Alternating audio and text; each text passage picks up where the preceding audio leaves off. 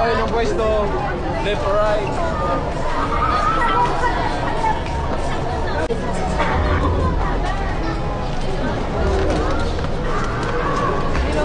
Check na lang po yung strap po nila. Welcome po.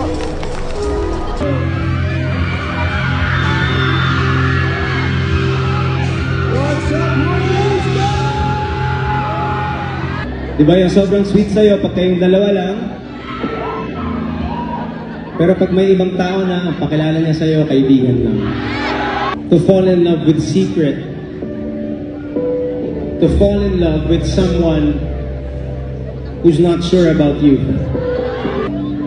Na kahit buo yung pag-ibig mo, alanganing pag-ibig ang kapalit nito.